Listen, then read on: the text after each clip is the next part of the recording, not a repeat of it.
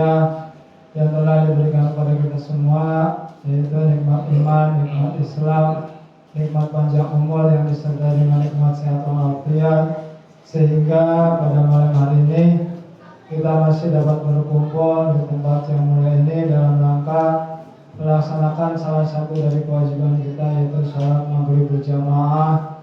Insya Allah akan dilanjutkan dengan pengajian rutin. Salawat serta salam adalah kita membacakan kehadiran Kanjeng Nabi Muhammad Sallallahu Alaihi Wasallam, pada keluarganya, para sahabatnya, dan kita semua selaku umatnya yang senantiasa berusaha melaksanakan sunnah-sunnahnya. Mudah-mudahan di yaumul kiamat nanti mendapatkan syafaat dari Kanjeng Nabi Muhammad Sallallahu Alaihi Wasallam. Marilah kita buka cara pertama hari ini dengan bacaan suratul Fatihah, yang mana semoga dengan wasilah karamah dan mujizat dari suratul Fatihah ini mudah-mudahan kita semua dimudahkan oleh Allah SWT dalam menuntut ilmu, sehingga dapat dengan mudah untuk memahami, melaksanakan dan mengamalkan apa yang telah diajarkan oleh guru kita bersama. Al-hadiniya wa kullu niyatin salihah ila hadatina bil Mustafa Rasulullah sallallahu alaihi wasallam. Al-Fatihah. A'udzu billahi minasyaitonir rajim. Bismillahirrahmanirrahim. Alhamdulillahi rabbil alamin. Arrahmanir rahim. Maliki yaumiddin. Iyyaka na'budu wa iyyaka nasta'in. Ihdinas siratal mustaqim. Shiratal ladzina an'amta 'alaihim ghairil maghdubi 'alaihim waladdallin. Untuk selanjutnya waktu kami persilakan pada guru kita bersama Al-Karam Bapak Ustaz Gus ini. Untuk itu waktu kami persilakan. Sallallahu alaihi Muhammad.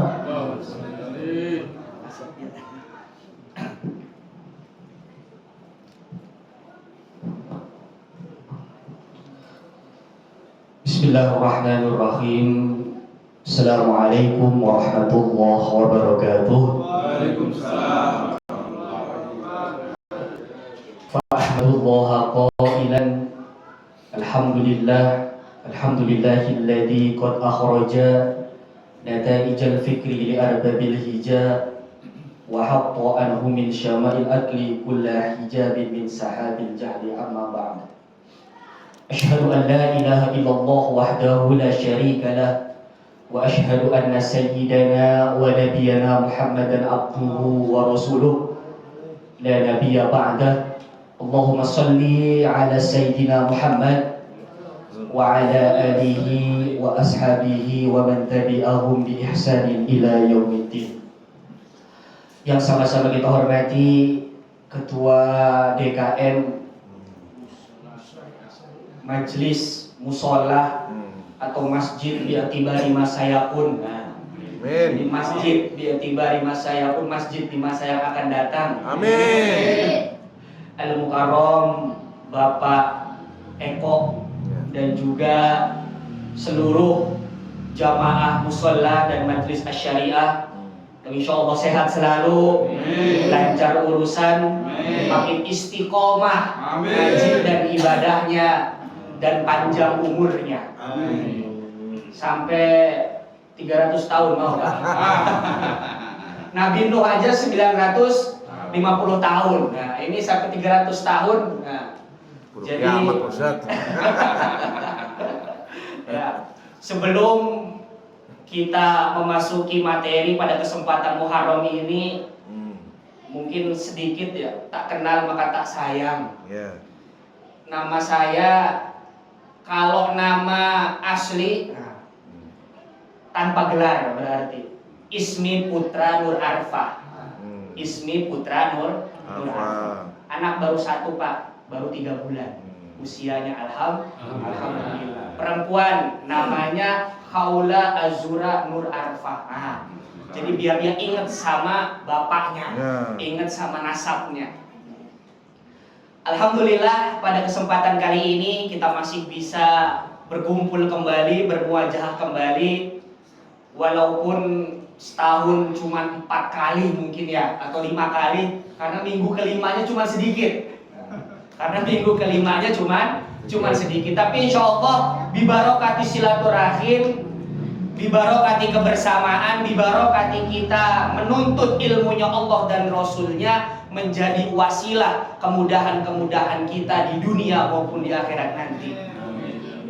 Dengan mengucap alhamdulillah, hadirin sekalian, pada hari ini kita sudah memasuki bulan Muharram. Ya, bulan Muharram 1447 Hijriah. Ini yang menarik, Pak.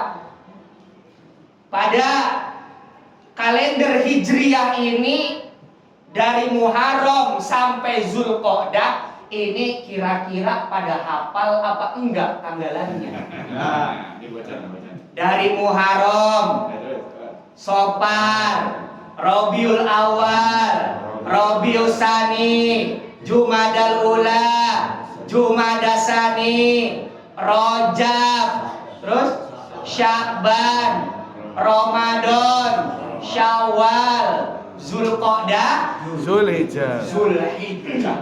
Nampaknya kalau bulan Masehi, bangun tidur pun kita langsung hafal, Pak. Oh, ini Januari.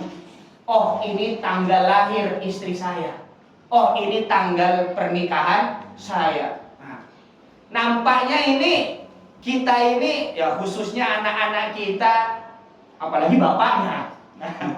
Apalagi bapaknya. Nah, harus kita sama-sama pelan-pelan mengetahui tentang kalender-kalender Hijriah yang diawali dengan bulan Muharram. Lalu karena saya pada minggu kelima ini bertepatan dengan awal Muharram, maka kita akan membahas tentang fadilah-fadilah, keistimewaan apa saja yang harus kita kerjakan, dan juga kisah menarik apa yang ada pada bulan Muharram. Ya.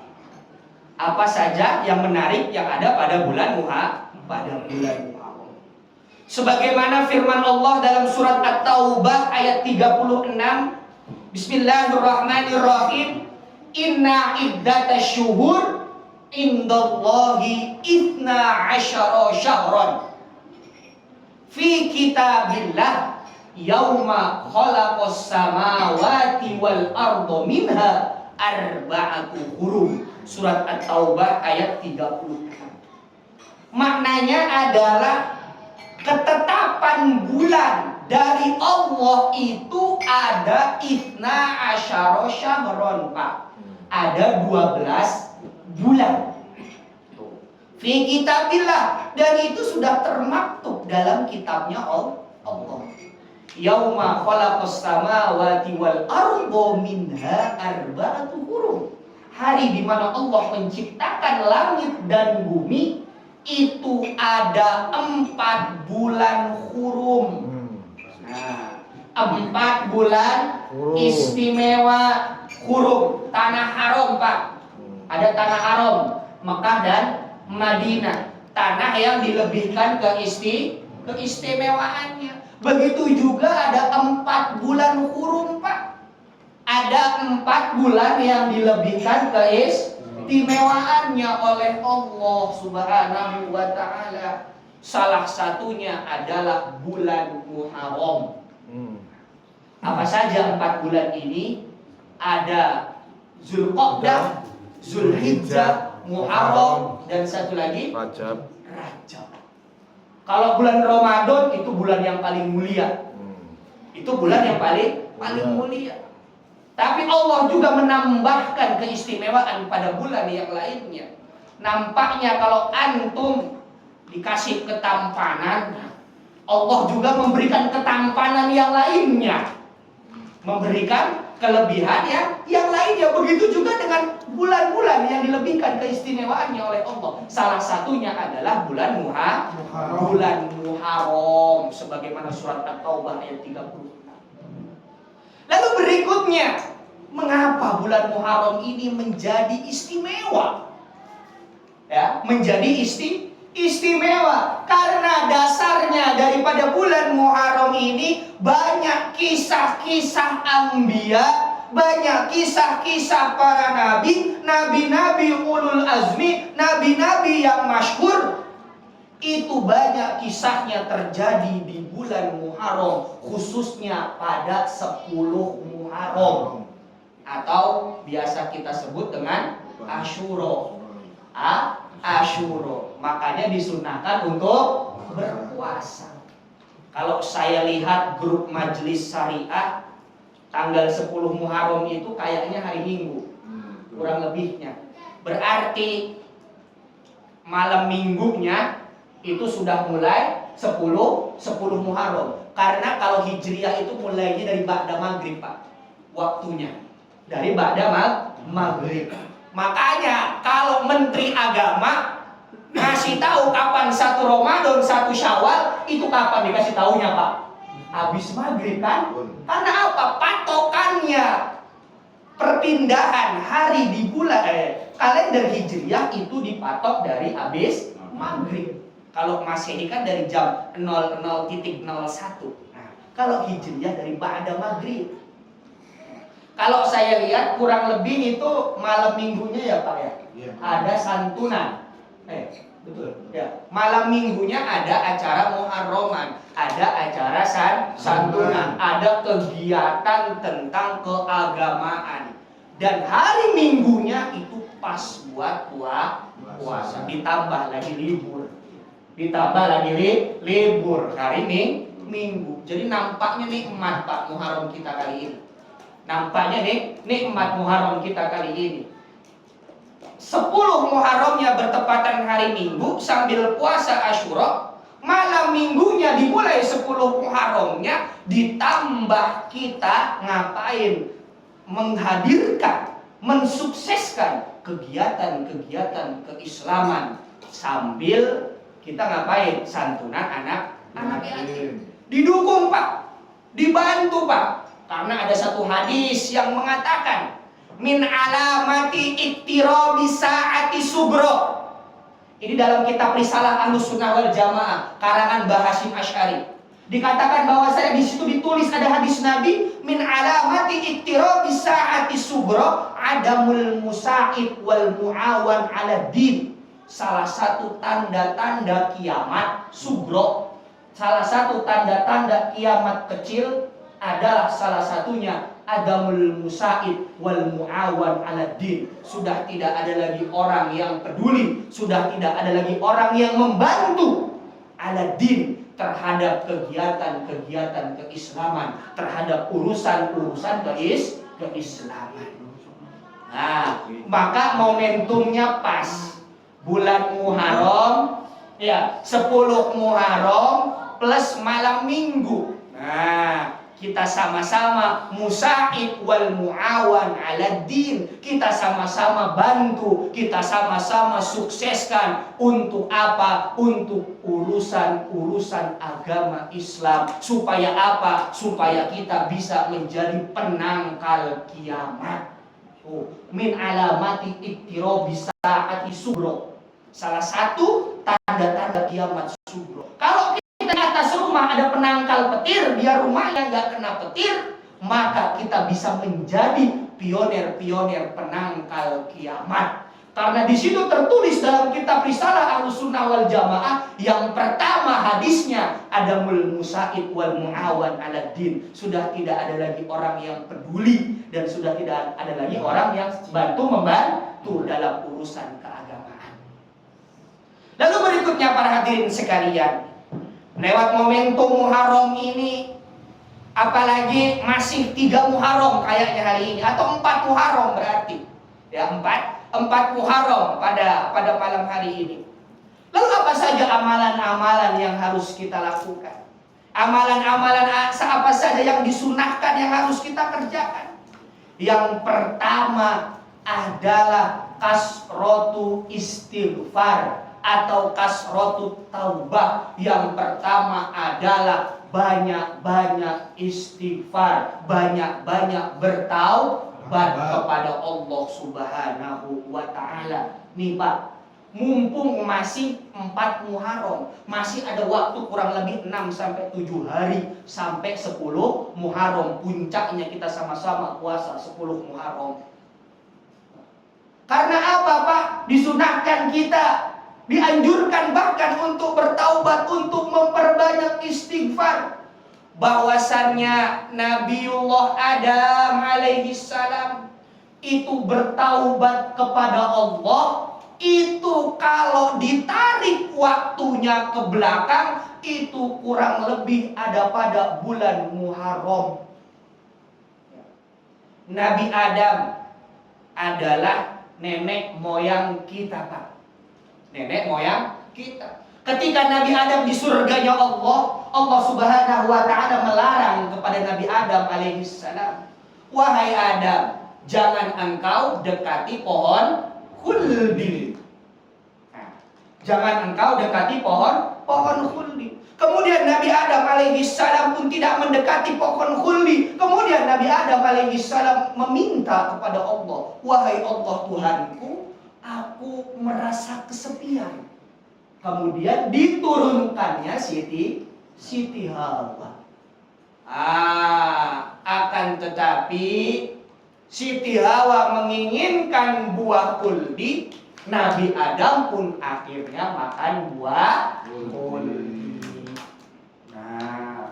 Kemudian Nabi Adam alaihi salam pun bertaubat kepada Allah, beristighfar kepada Allah. Bagaimana doanya Nabi Adam ketika bertaubat kepada Allah? Doanya adalah Rabbana dzalamna anfusana wa illam taghfir lana wa tarhamna lanakunanna minal khasirin. Itu doanya Nabi Adam alaihi salam, Pak, ketika Nabi Adam bertaubat kepada Allah. Makanya yang pertama dilakukan di bulan Muharram adalah istighfar. Kalau secara ilmu sorof, ilmu nahu, istighfar adalah tolabul ghafur atau tolabul maghfirah, meminta permohonan, meminta maaf. Kepada siapa, Pak? Kepada Zat yang Maha Ghafur. Siapa Zat yang Maha Ghafur? Allah. Allah memiliki sifat Al-Ghafur. Maka, Pak, kita pakai sifat Allah itu untuk meminta pengampunan dari Allah. Allah memiliki sifat Ar-Rahman Ar-Rahim. Maka kita minta kasih sayang, kita minta kenikmatan itu kepada Zat yang Maha Rahman, yang Maha Rahim. Sama, Pak, kita juga minta Ghafur, minta maaf, ampunan kepada siapa? Zat yang Maha Ghafur, Allah Subhanahu wa taala.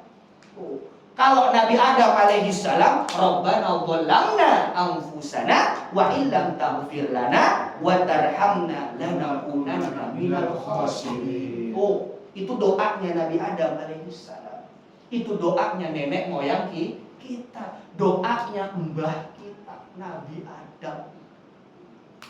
Kalau istighfarnya kita, astagfirullahaladzim. Nah, mumpung masih 4 Muharram, karena para ulama menarik ke belakang, ya, menarik ke belakang, karena kalender Hijriah itu dimulai dari hijrahnya Nabi dari Mekah ke Madinah, dan para ulama Muslim itu menarik ke belakang kurang lebih Nabi Adam alaihi salam ketika beliau bertaubat kepada Allah itu terjadi pada 10 Muharram. Ulama-ulama Muslim zaman dulu lebih cerdas, Pak, dari ulama-ulama Muslim kontemporer atau masa kini. Buktinya apa? Ada Imam Nawawi. Buktinya apa? Ada Ibnu Hajar Al-Asqalani. Buktinya apa? Ada Imam Suyuti. Buktinya apa? Ada Imam Syafi'i, Imam Hanafi, Imam Hambali. Tuh, betul tidak, Pak? Ulama-ulama hebat.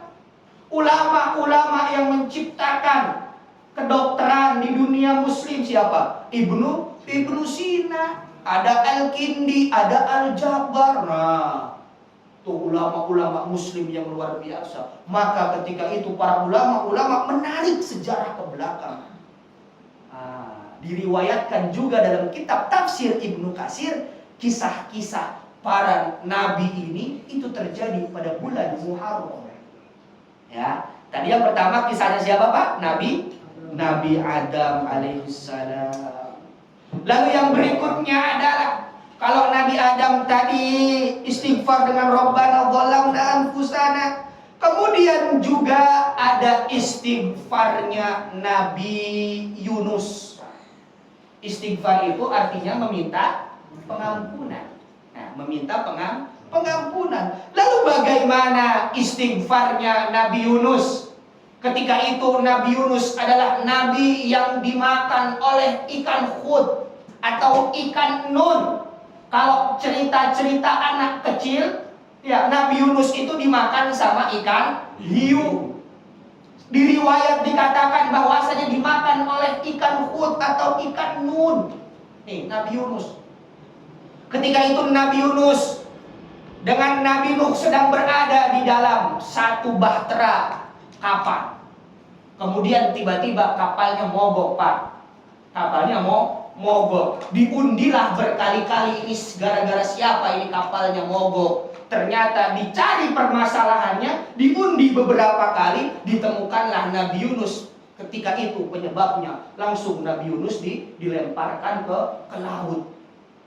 Kemudian tenggelam ke dasar laut dan dimakan oleh ikan hud atau ikan nun. Maka juga dikatakan bahwasannya Nabi Yunus ini adalah nabi yang merasakan 3 kegelapan, Pak. Salatu dzulumat. Kegelapan apa? Yang pertama gelapnya malam. Yang kedua gelapnya dasar laut.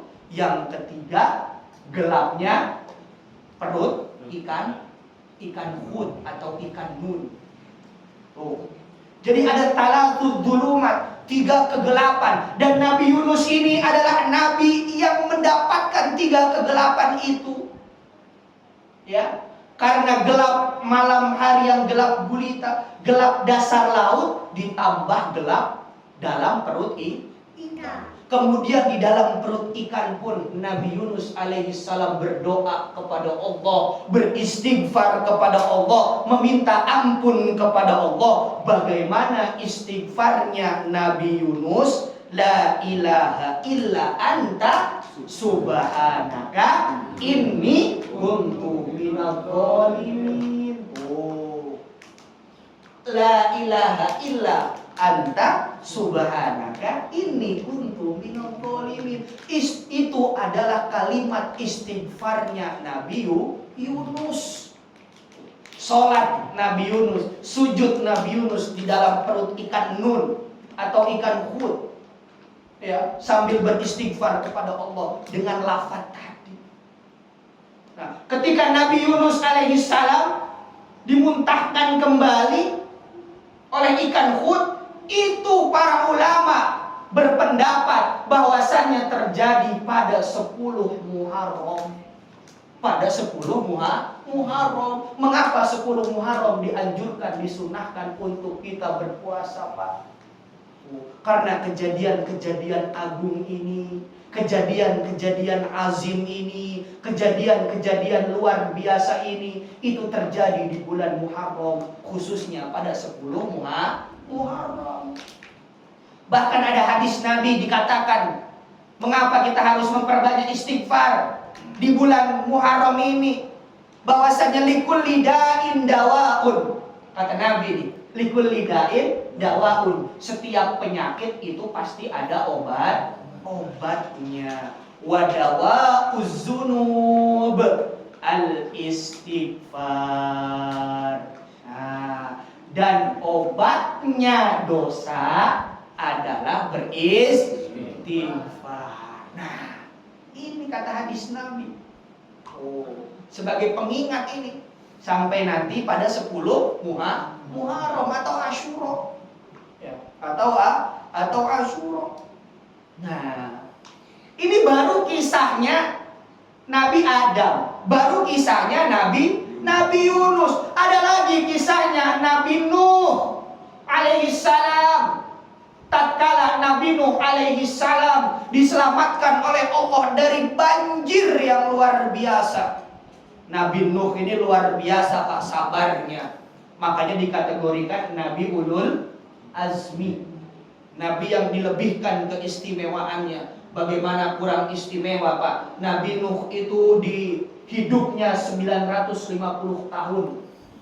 Menjadi nabi berdakwah 900 tahun Pak. Dapat pengikut cuma 80 orang.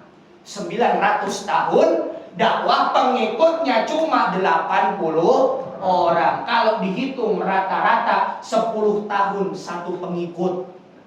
Bayangkan Pak, kalau seorang ustadz, ya, seorang guru buka sekolah, buka pondok pesantren 10 tahun, muridnya cuma 1. Ya, bayangkan Pak, kalau kita dagang, dagang 10 tahun kita dagang yang beli cuma 1. Bayangkan Pak, kalau jadi ketua partai, kalau nyalek 10 tahun, 2 periode yang nyoblos cuma 1 orang. Bubar enggak itu Pak? Bubar. Tapi Nabi Nuh alaihi salam ini adalah nabi yang sabarnya luar biasa. Istiqomahnya luar biasa. Oh, mengapa Nabi Nuh sabarnya luar biasa, istiqomahnya luar biasa? 900 tahun berdakwah pengikutnya cuma 80 orang. Ya, bayangkan kita jualan tuh 10 tahun yang beli cuma 1 orang. Orang nyalek ya, 5 tahun yang nyoblos cuma 1 suara. Bubar rasanya itu. Bubar langsung. Ya, bahkan ketika itu sabarnya Nabi Nuh alaihi salam. Ya, sabarnya Nabi Nuh alaihi salam sampai Nabi Nuh meminta kepada Allah, "Wahai Tuhanku, ya Allah Subhanahu wa taala, mengapa umat-umatku ini pada bandel? Umat-umatku ini pada susah. Ya, pada bandel, pada susah. Bayangkan dakwah 900 tahun pengikutnya cuma 80, lebih banyak kafirnya. Ya, lebih banyak kafirnya. Kemudian Nabi Nuh alaihissalam meminta kepada Allah Subhanahu wa taala, "Wahai Allah, kita sucikan saja, kita bersihkan saja dunia ini, supaya yang tersisa hanya orang-orang yang beriman kepada Engkau," kata Nabi Nuh alaihissalam. Kemudian Allah pun memerintahkan kepada Nabi Nuh alaihissalam untuk membuat kapal, untuk bangun kapal. Kemudian Nabi Nuh bertanya kepada Allah, "Wahai Allah, kapalnya dari mana?" "Bikin dari kayu," kata Allah. "Kayunya dari mana?" kata Nabi Nuh. Allah menjawab, "Kayunya ngambil dari hutan." Bayangkan Pak, Nabi Nuh alaihissalam bikin kapal ya sebesar itu, kayunya ngambil dari hutan, ya kayunya motong dari pohon, berapa puluh tahun itu lamanya bikin kapal. Makanya wajar kalau Nabi Nuh berdakwah selama 900 tahun. Tuh. Ya. Karena apa? Karena saking bandelnya, susah diaturnya umat pada zaman Nabi Nuh alaihissalam. Inilah Pak, bahwasanya berdakwah itu butuh keistiqomahan. Bahwasanya segala sesuatu itu butuh keistiqomahan. Tuh, terus berkelanjutan. Ya, terus berkelanjutan. Itu nabi, Pak. Itu nabi. Ya, diberikan kesabaran oleh Allah, ya sabarnya luar biasa sampai 900 tahun. Umatnya cuma 80. Lah kita dikasih cobaan sedikit, ya Allah ini cobaan banyak amat ya. Ya. Rasulullah Pak hidup 63 tahun. Berapa peperangan terjadi pada zaman Rasulullah? Itu Rasulullah Pak. Itu Rasulullah. Nabi Pak, Nabi Yunus dimakan hiu. Nabi Nuh umatnya pada bebel. Ya, Nabi Adam diturunkan dari surga ke bumi. Nabi Ibrahim, Nabi Musa bertemu dengan raja yang zalim. Tuh, lah kita orang soleh aja bukan ya Pak? Nah, orang soleh aja bukan. Ya Allah, ini ngapa ujian banyak amat? Ya Allah, ini ngapa cobaan banyak amat? Ya Allah, ngapa ini? Ya, kok engkau tidak berhenti mencoba kami? Padahal Rasulullah saja diberikan ujian. Nabi-nabiullah saja diberikan cobaan oleh Allah Subhanahu wa taala. Ya. Lalu berikutnya, ketika kapalnya Nabi Nuh, ini sudah jadi. Nabi Nuh ini bikin kapal di tengah kampung, Pak. Bayangkan di tengah kampung bikin kapal. Ya, di tengah kampung bikin kapal. Bayangkan di tengah kampung bikin kapal, dihina sama orang-orang kafir, dicemooh sama orang-orang kafir. Gila ini kayaknya si Nuh ini, kata orang-orang kafir. Sudah sinting rasanya nih, kata orang-orang kafir kepada Nabi Nuh alaihissalam. Ketika kapalnya jadi, ya, orang-orang muslim diajak untuk masuk ke dalam kapal. Hewan-hewan berpasang-pasangan, ya, dimasukkan ke dalam kapal menjadi cikal bakal new generation. Nah, kalau bahasa kerennya, generasi baru, generasi emas ya. generasi emas, new generation, ya, cikal bakal. Setelah umatnya ada masuk semua ke dalam bahtera kapal Nabi Nuh, tiba-tiba dia nyari anaknya. Lihat keanjungan kapal, lihat keburitan kapal. Ini mana ini si Kan'an? Udah masuk apa? Belum. Apa belum? Tuh, mana ini si Kan'an? Sudah masuk apa? Apa belum? Ya. Tuh. Ternyata si Kan'an sedang berada dengan orang-orang kafir.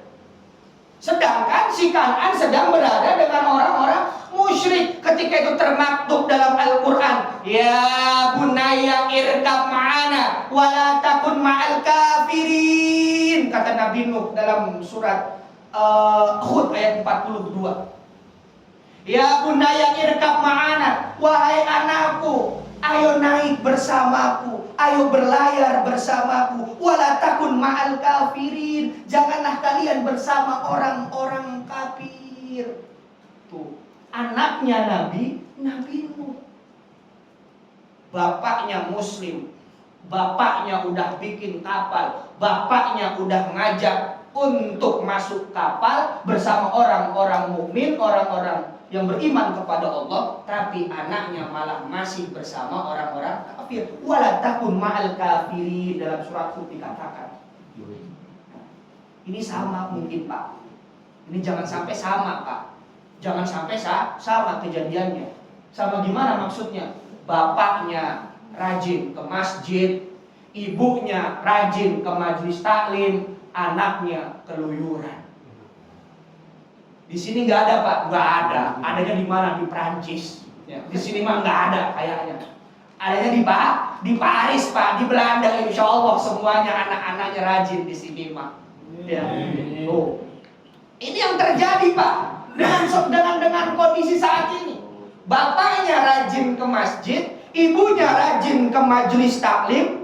Ya, anaknya ngapain? Malah mengikuti kegiatan-kegiatan atau kebiasaan-kebiasaan orang-orang kafir.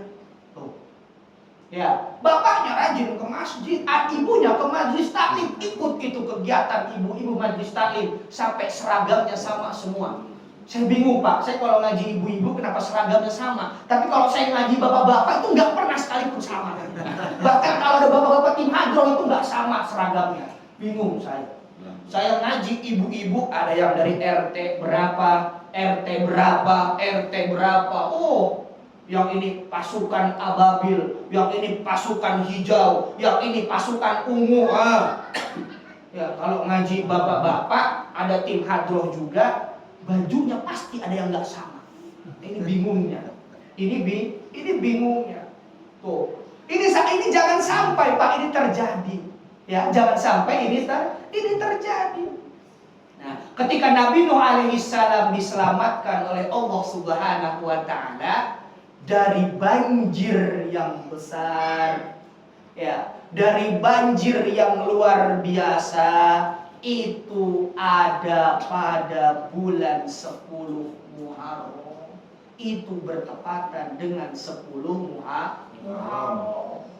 Pertanyaannya, kan bulan Hijriah dihitung dari hijrah Nabi dari Mekah ke Madinah.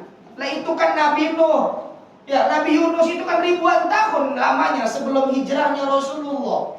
Nah, yang tadi saya sampaikan, ulama-ulama muslim ya zaman ketika itu, zaman dulu itu luar biasa hebatnya. Ya, bahkan itu Pak, sejarah ada kitab namanya Syi'r A'lamun Nubala. Itu kitabnya kalau saya itu kan 40 jilid Pak. Ngangkutnya itu pakai becak ngangkutnya. Gak bisa diangkat. Syi'r A'lamun Nubala. Ya, kisah tentang cerita-cerita para nabi. Syi'r A'lamun Nubala, kisah tentang cerita para nabi. Itu kitabnya ada 45 jilid. Bayangkan 45 jilid, satu jilid tebalnya segini nih, dikali 45, makanya bawanya pakai becak. Ya, kalau saya bercandain dengan teman-teman kita itu di Mesir, bawanya pakai becak saking banyaknya jilidnya. Itulah mengapa Pak, ya, bulan Muharram ini dilebihkan keistimewaannya oleh Allah. Kalau bulan Zulhijjah dilebihkan karena ada peristiwa haji. Ada peristiwa haji, ada berkumpulnya orang-orang di padang Arafah di satu waktu dalam seluruh dunia. Nah, bulan Muharram dilebihkan keistimewaannya oleh Allah itu karena apa? Itu salah satunya adalah karena banyak kisah-kisah luar biasa di dalamnya. Dan ingat Pak, salah satu ciri khas Al-Quran menggambarkan, ya, salah satu ciri khas Al-Quran mengajarkan kepada kita, salah satunya adalah dengan kisah-kisah. Betul? Betul. Kisah Ashabul Kahfi, kisah Nabi Musa dengan Nabi Khidir, kisah Nabi Ibrahim, kisah Nabi Nuh. Itu ciri khas Al-Quran mengajarkan kepada kita. Selain melarang kita kepada kemaksiatan. La taqrabus sholata wa antum sukara.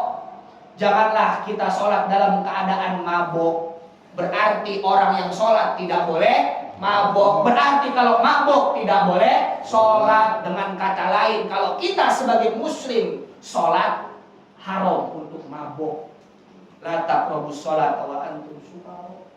Tuh, itu ciri khas Al-Quran. Sama ketika tadi Al-Quran mengatakan, ya bunayya irkab ma'aya wala takun ma'al kafirin. Tuh, wahai anakku Kan'an, ayo berlayar bersamaku. Janganlah engkau, wahai anakku, bersama orang-orang kafir. Nah, Nabi Nuh alaihi salam ini ketika diselamatkan oleh Allah dari banjir yang besar, itu ditarik sejarahnya ke belakang oleh para ulama. Dikatakan juga dalam kitab tafsir Ibnu Katsir oleh Imam Ibnu Katsir bahwasannya itu terjadi pada 10 Muharram. Nah, makanya kita mengajak Pak, malam minggunya kita sukseskan kegiatan Muharramnya.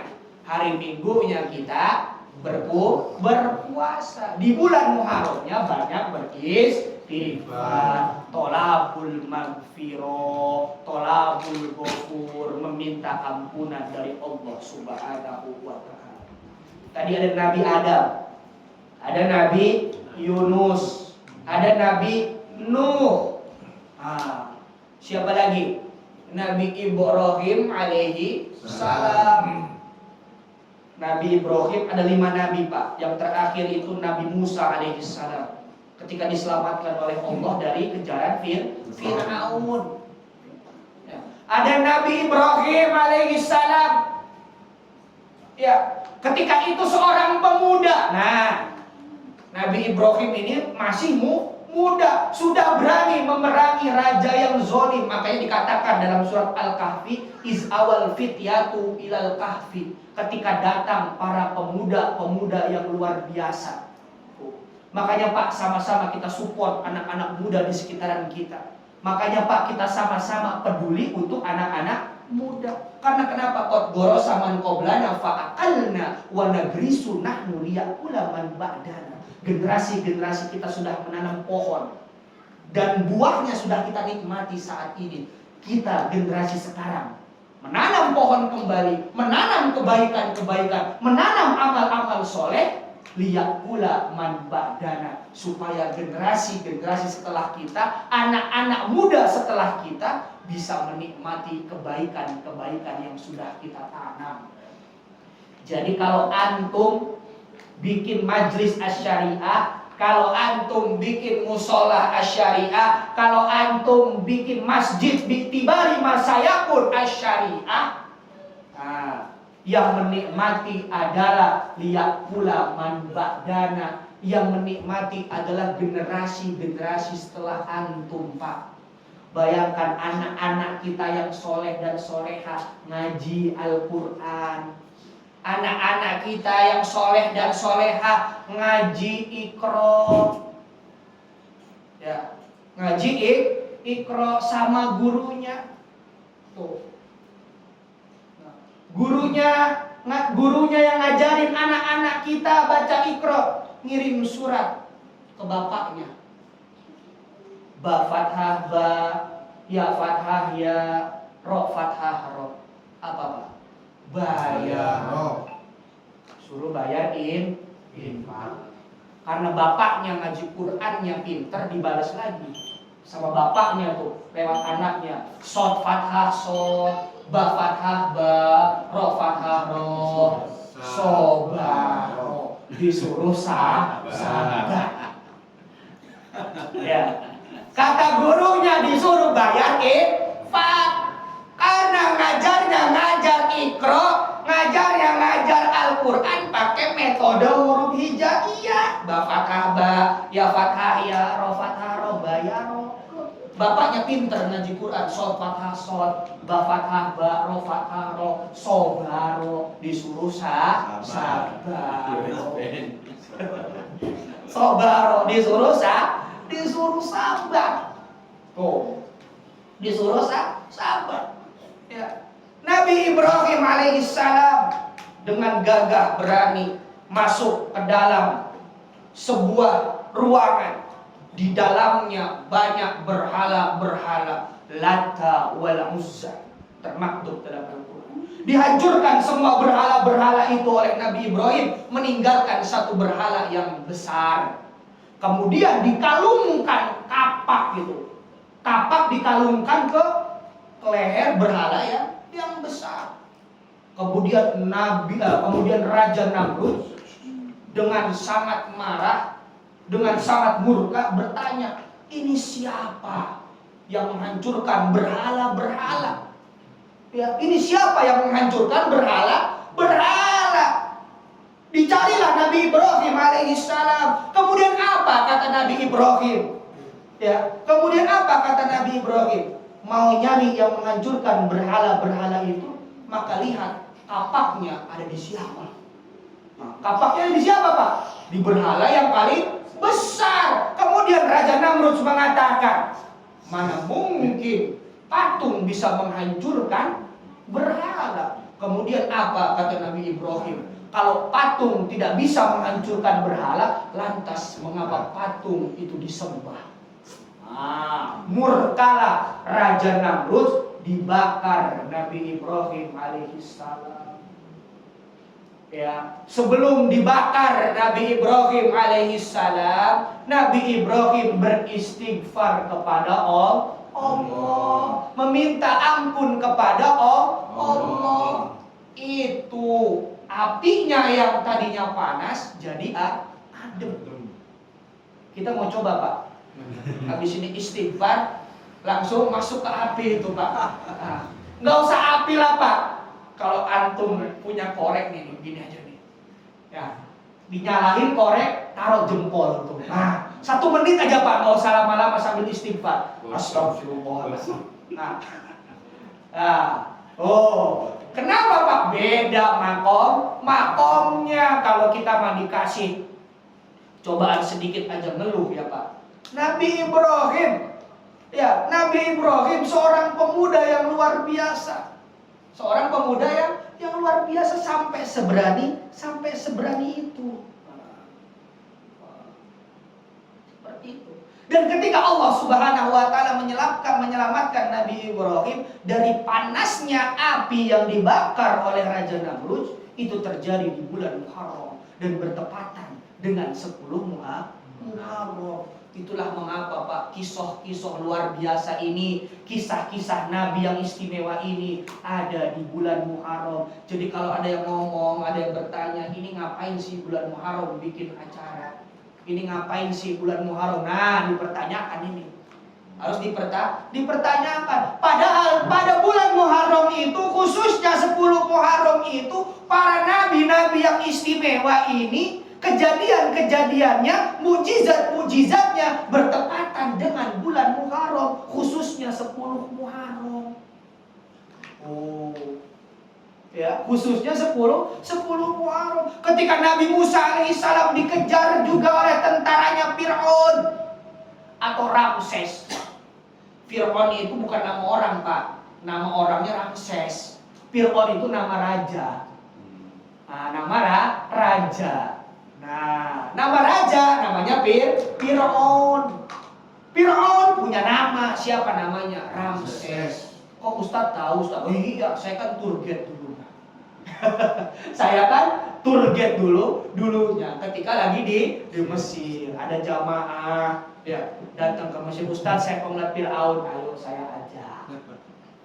Bu, ini namanya bukan Fir'aun, namanya siapa? Ramses. Ustadz saya mau masuk, ayo Bu, masuk. Ayo Pak, masuk kita ke dalam museum. Ngelihat Fir'aun yang dimumikan.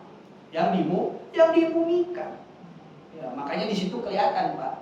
Makanya ketika Fir'aun itu mengejar Nabi Musa, kemudian Allah tenggelamkan Fir'aun di Laut Merah itu di sekitaran Laut Merah itu, di dalam itu terdapat banyak zat-zat garam. Zat-zat garam. Sehingga kalau menurut ilmu biologi mungkin zat garam itu bisa memicu tubuh itu awet Tubuh itu awet karena mungkin zaman dulu belum ada kulkas belum ada kulkas, makanya metode pengawetannya dengan garam. Itu seperti itu. Nabi Musa alaihissalam ketika diselamatkan oleh Allah dari kejaran bala tentaranya Fir'aun, itu bertepatan juga dengan bulan Muharram. Itulah mengapa kita sama-sama memperingati bulan Muharram ini. Seperti itu. Sambil dengerin azan saya kecilkan suara. Sambil saya istirahat ya Pak ya. Rasanya nggak adil, antum udah minum, saya belum minum ya Pak. Saya minum dulu. Ya, karena kalau ditutup kayaknya tanggung, makanya saya istirahat minum sebentar.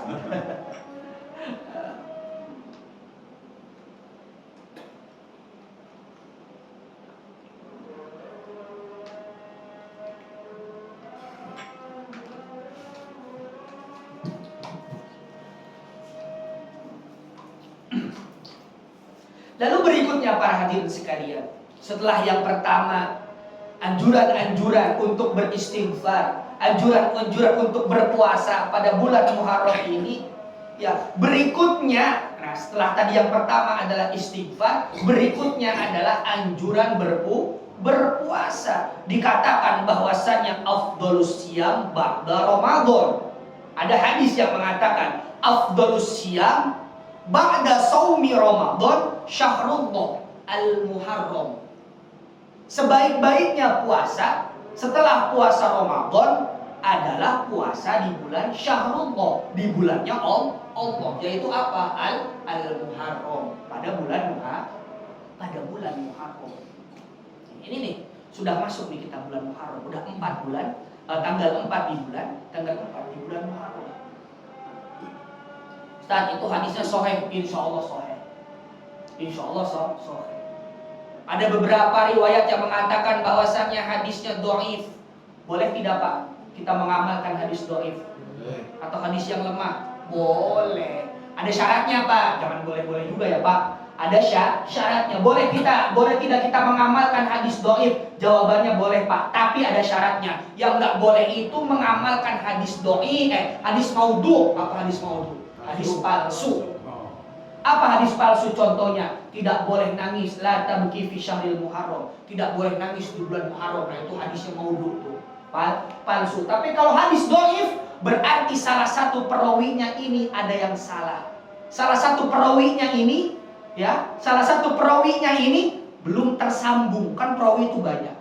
Nah, ketika satu ini ada yang lemah, nah dikatakan hadis tersebut menjadi hadis dhaif atau hadis yang lemah. Boleh tidak kita mengamalkan hadis dhaif? Boleh. Syaratnya hadis tersebut tidak dipakai untuk urusan-urusan yang berkaitan dengan syariat dan hukum.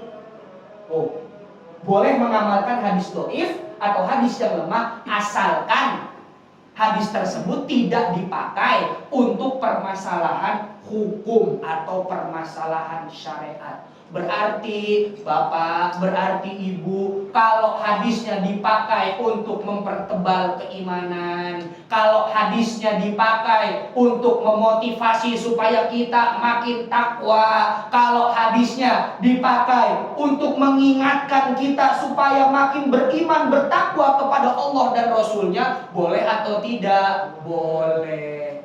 Jangankan hadis dhaif Pak, ada yang namanya mahfuzot. Maksud itu apa? Kata-kata indah. Ini bukan hadis dikatakan. Ada namanya mahfuzot. Nah itu saya belajar dulu di pondok itu ratusan mahfuzot saya ngapalin.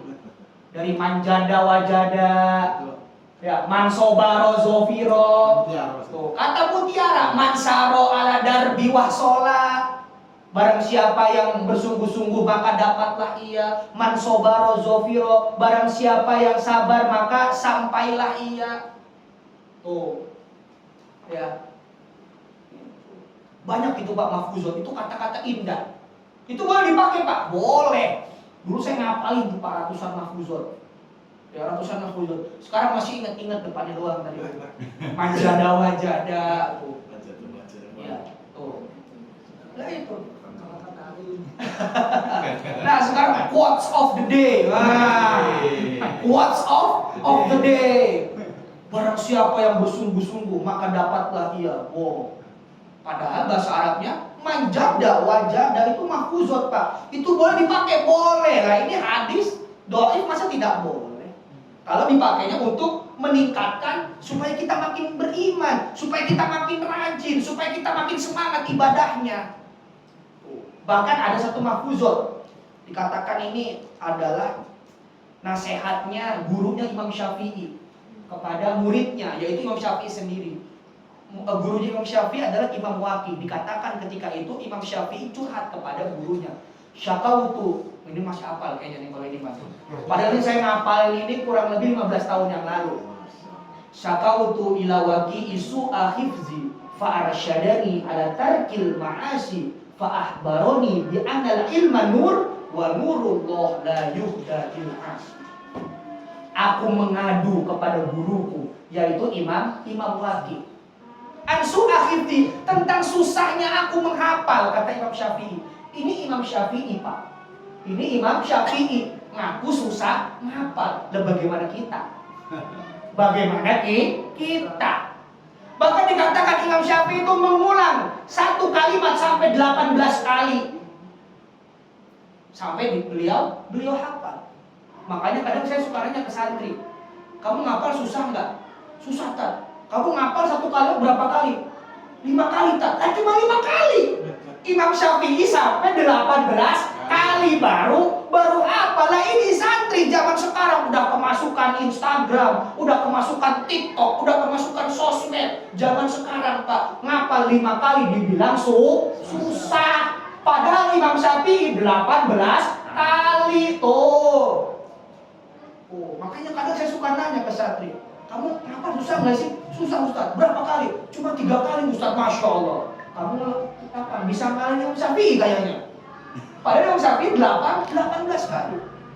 Wahai guruku, aku merasakan susah, kata Imam Syafi'i, untuk menghafal. Kemudian Imam Waqi mengatakan apa? Fa'arsyadani ala tarkil ma'ashi.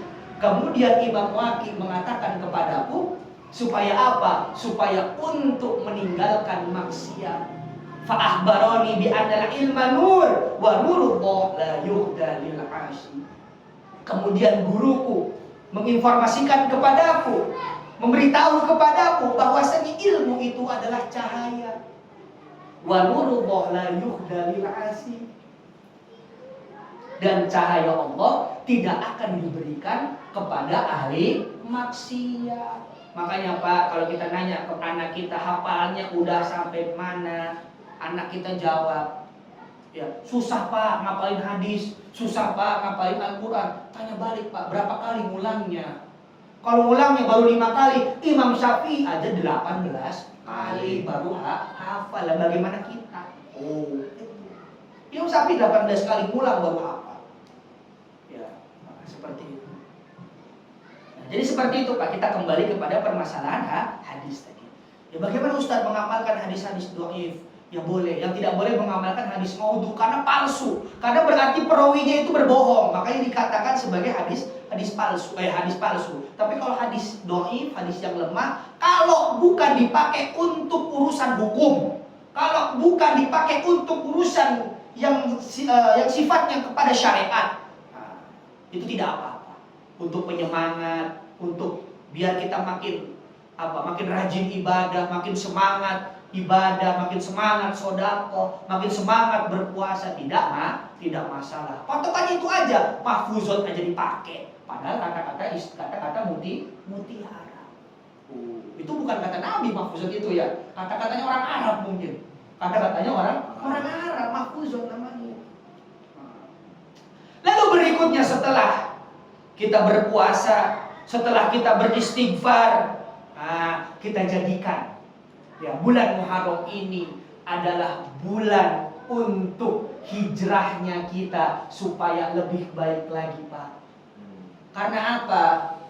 Ya, ada satu Muharram itu karena ada hijrahnya Nabi dari Mekah ke Madinah. Berarti lewat momentum Muharram ini kita jadikan sebagai bentuk hijrah kita. Dari yang tadinya baik makin baik lagi, dari yang tadinya sodakohnya sering makin sering lagi, dari yang tadinya ya sholat jamaahnya rajin makin rajin lagi. Kita jadikan sebagai momentum untuk hijrah supaya lebih baik. Karena adanya bulan Muharram, karena ada peristiwa hijrah Nabi dari Mekah ke Madinah. Makanya adanya bulan Hijriah diawali dengan Muharram. Istighfar kita sudah, berpuasa kita, Senin Kamis kita, pada 10 Muharram atau Asyura nanti berpuasa. Kemudian sebagai momentum hijrah kita supaya lebih baik lagi, supaya lebih istiqomah lagi. Nah, yang terakhir setelah kita selesaikan urusan-urusan kita kepada Allah, kita selesaikan juga urusan-urusan kita kepada sesama manusia. Makanya ada hakullah, ada hakul ibad. Istighfar Pak, urusan kita kepada Allah. Puasa Pak, urusan kita kepada Allah. Ada yang namanya perbanyak introspeksi diri, ada yang namanya sodako, ada yang namanya ihsan, ada yang namanya berbagi. Itu bagian daripada kita menyelesaikan urusan-urusan kita kepada sesama. Hakullah wa hakul ibad. Oh, hakullah wa hakul adam atau hakul ibad. Nah, kita husnuzon kepada Allah sebagaimana tadi itu hadis Nabi SAW. Ya, kita merayakan ini semua, kita memperingati ya bulan Muharram ini semua bagian daripada mengingat, bagian daripada introspeksi diri, bagian daripada bentuk rasa syukur kita kepada Allah. min alamati iktirabis saati sughra adamul muawan wal musa'id ala din. Salah satu tanda kiamat sughra adalah sudah tidak ada lagi orang yang peduli, sudah tidak ada lagi orang yang membantu dalam urusan agama. Maka daripada itu, usikum wa iyaya, kita mengingatkan kepada diri kita semua, khususnya saya pribadi, kita jadikan, ya, khususnya saya pribadi dan umumnya kepada jamaah sekalian, kita jadikan momentum Muharram ini sebagai momentum hijrahnya kita dari yang baik menjadi lebih baik. Ya, kita mengingat bahwasannya para kekasih-kekasih Allah, para nabiullah, ya, itu mereka mendapat mukjizatnya di bulan Muharram. Mereka beristighfarnya itu di bulan Muharram banyaknya. Maka di bulan Muharram ini kita jadikan momentum kita untuk memperbanyak istighfar kepada Allah. Nah, jadi tadi Pak, ya, memperbanyak istighfar, puasa Senin Kamis, khususnya 10 Muharram nanti. Yang ketiga adalah introspeksi diri. Kita hijrah dari yang sudah baik menuju yang lebih baik. Ya, dari yang tadinya sering kita bersedekah makin sering lagi. Rasanya kayaknya saya belum menemukan Pak orang yang sedekah itu miskin. Ya, rasanya saya belum menemukan. Jangan nunggu kaya Pak. Karena ketika itu ada sahabat Nabi meminta kepada Nabi, wahai Nabi, engkau kan kekasih Allah. Engkau kan kekasih Allah. Kalau memang doamu itu dikabulkan oleh Allah, ini saya punya satu kambing. Ya, ini saya sekarang punya satu kambing sedang digembala. Kalau engkau adalah kekasih Allah, maka mintalah doa kepada Allah supaya kambing saya makin banyak.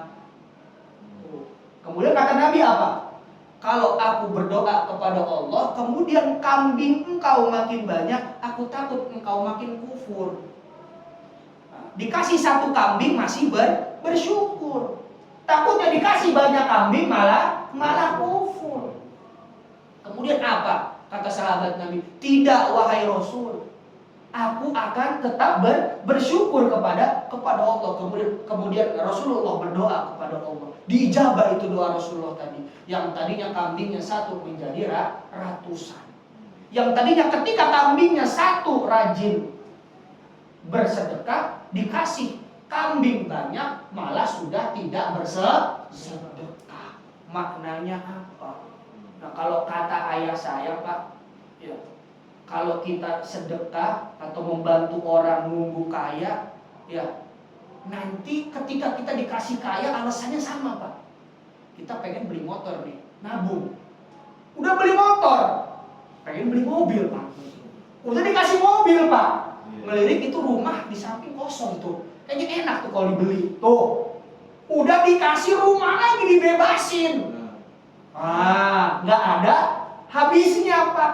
Nggak ada habisnya. Tuh, ya, kita pengen beli motor, udah saya pengen nabung beli motor. Nanti aja kalau udah beli motor saya baru sedekah. Dikasih tuh motor.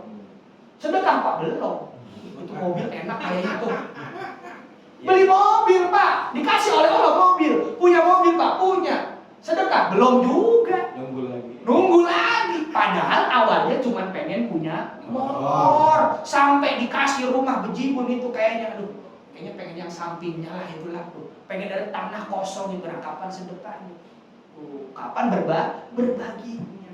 Nah, innallaha fi aunil abdi maka al abdu fi auni akhihi. Allah, pertolongan Allah akan bersama hambanya selagi hamba tersebut sering menolong sesamanya. Kaifa akhafu minal faqr wa ana abdul ghani. Bagaimana kita takut terhadap kemiskinan, wa ana abdul ghani, sedangkan kita ini adalah hamba dari zat yang maha kaya. Siapa yang maha kaya? Allah. Mungkin cukup sekian Pak dari saya lewat momentum Muharram ini, karena saya di sini ngaji rutin ya Pak, bukan ceramah Muharram. Bukan ceramah Muharram. Untung tadi nggak disuruh berdiri nih Pak. Karena nanti ceramah Muharram sama Kiai Sobana ya. Sobana Jumhur yang nanti ceramah Muharram dengan beliau. Semoga sedikit ilmu yang sudah saya sampaikan bisa bermanfaat. Amin. Ya, bisa bermanfaat bagi kita semua dan juga kita berdoa kepada Allah semoga kita makin istiqomah, ya makin istiqomah di dunia dan juga makin berkah, makin dikaruniai rahmat oleh Allah di dunia dan di akhiratnya Allah Subhanahu wa taala. Bismillahirrahmanirrahim. Fatihah. Alhamdulillah. Iya dan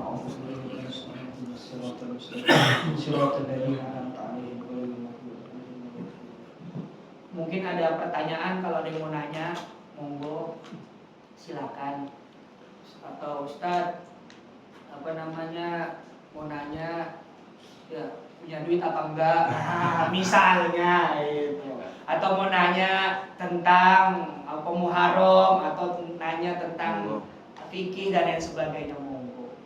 Tapi kalau tidak ada karena sudah malam juga, saya juga jam 8 ada taklim lagi di Imam Jaya. Ada apa yang mau nanya? Sudah tidak ada? Oh, monggo. Waalaikumsalam warahmatullahi wabarakatuh. Mohon maaf sebelumnya, saya mau menanyakan tentang pinjam. Tentang pinjam, umpama saya butuh pinjam sama Pak RW, katakanlah 500.000. Lah, RW boleh minjam dengan syarat sekian persen kembalinya. Itu hukumnya gimana? Boleh minjem dengan syarat sekian persen. Oke. Apakah itu riba atau bukan? Kan permasalahannya begitu. Tapi baik saya jawab. Ketika kita minjam 500.000, kemudian ada kesepakatan. Berapa persen? Apakah itu menjadi riba atau bukan? Bisa menjadi riba dan juga bisa menjadi bukan. Karena uang juga inflasi, Pak. Uang juga inflasi. Bapak, sekarang saya minjem dah 10 juta. Ya, saya minjem Bapak 10 juta, tapi 20 tahun lagi saya ganti Pak 10 juta. Mau, Pak? Atau saya ganti, Pak. Antum punya emas 1 gram. Antum punya emas 10 gram. Harga 1 gram ketika itu 500.000. Sekarang 1 gram 2 juta. Saya membalikinnya pakai uang. Kalau uang cuma 500.000. Ya, kalau pakai emas mau dikali berapa itu? Nah, dikali berapa itu? Nah, nanti bagaimana hukumnya? Nah, hukumnya adalah yang pertama kita lihat dulu, Pak. Kita lihat, kita memang tidak boleh melebihkan uang yang kita pinjam. Tetapi yang namanya minjem duit ini, Pak, yang namanya minjem duit ini itu bahasanya pahala yang luar biasa. Orang yang minjemin duit. Karena apa? Orang yang minjem duit itu nggak dapat apa-apa, Pak. Ya, uang dia dipakai sama orang lain. Betul nggak? Dimanfaatkan sama orang lain. Kemudian dibalikan lagi ke orang tersebut. Apa manfaatnya? Tidak ada. Tidak ada. Akan tetapi kalau di awal, contoh, misal saya minjem 500.000, kemudian si peminjam mengatakan, mengatakan, baik, nanti ketika membayarkan saya kembalikan 500.000 plus saya hadiahkan kepada engkau. Misal 10.000, di akadnya 10.000. Jadi 10.000-nya itu bukan menjadi bunga, tapi menjadi hadiah. Karena apa? Karena ada nilai inflasi. Yang jadi masalah adalah sekarang minjem 500.000. Ya, ternyata bayarnya jadi lebih banyak. Sejuta. Nah, ini yang dinamakan dengan riba. Tapi kalau Ustaz, saya boleh nggak minjem 500? Atau saya minjem duit ke Pak Eko lah misalnya. Boleh, Pak? Boleh. Pak, ini misalnya saya minjem duit 1 juta misalnya. Pak, setahun ya, Pak. Setahun. Nanti saya tambahkan, Pak, 50.000. Saya tambahkan 50.000, tapi saya hadiahkan kepada engkau. Kepada Bapak 50.000 ini. 1 jutanya dibayar, 50.000-nya dinilai sebagai hadiah. Mengapa hadiah? Bisa jadi yang tadinya 1 juta hari ini itu bisa beli 1 karung beras, tahun depan 1 karung beras itu harganya 1.500.000. Itu yang namanya inflasi. Betul.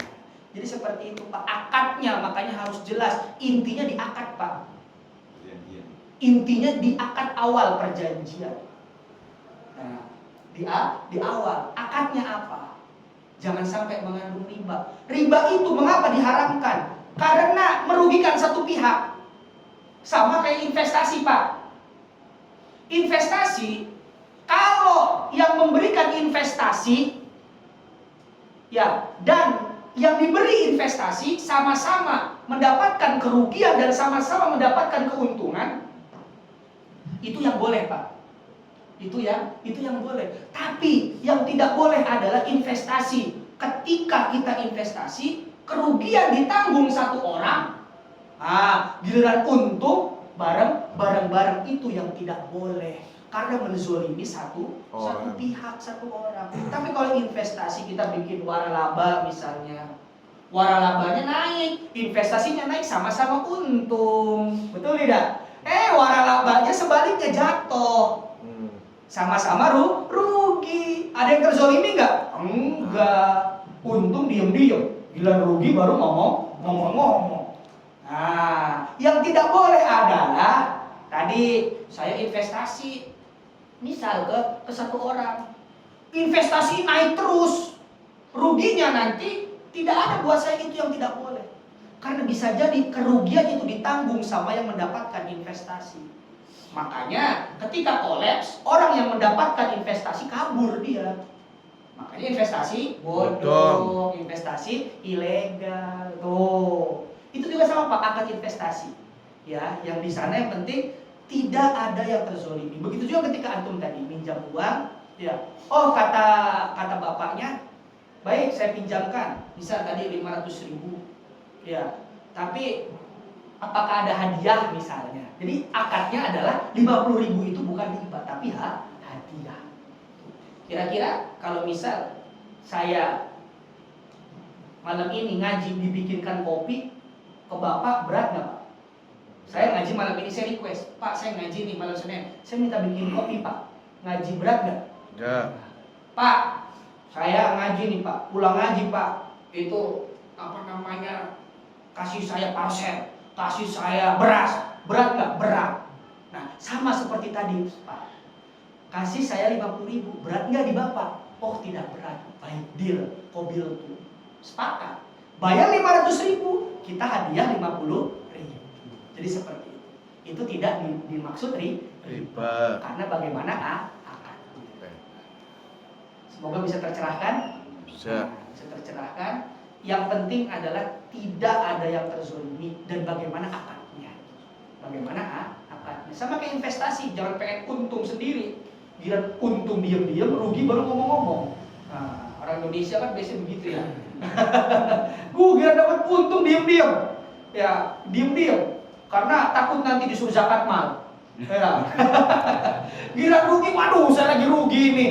Saya lagi rugi ini. Nah, seperti itu. Baik, dicukupkan? Cukup. Nah, terima kasih. Mohon maaf jika sekiranya ada kata-kata yang kurang berkenan. Hadanallahu wa iyyakum ajmain. Wallahu muwaffiq ila aqwamit thoriq. Assalamualaikum warahmatullahi wabarakatuh. Waalaikumsalam warahmatullahi wabarakatuh.